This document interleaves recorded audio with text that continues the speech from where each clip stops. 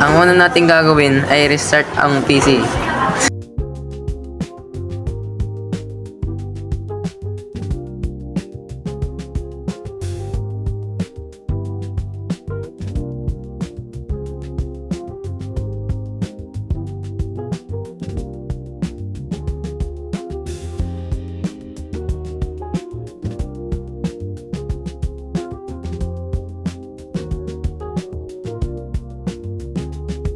Pag lumabas na ang logo, pindutin natin ang F2 para lumabas na ang BIOS setup.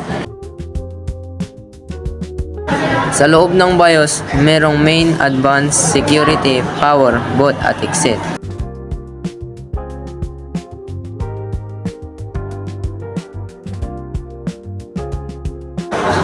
At ang gagamitin ko dito sa boot ay UEFI kasi mas mabilis ito kaysa sa Legacy.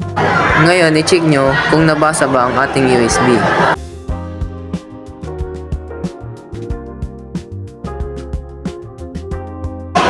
Ang boot tree hanggang PAL ay dapat naka-disable. Press F10 and enter to save.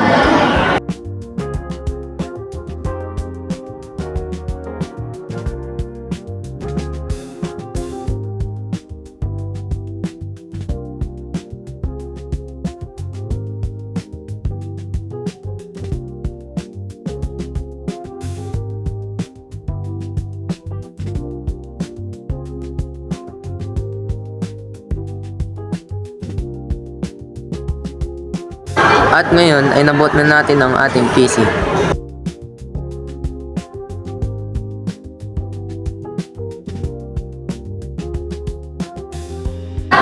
Thank you for watching!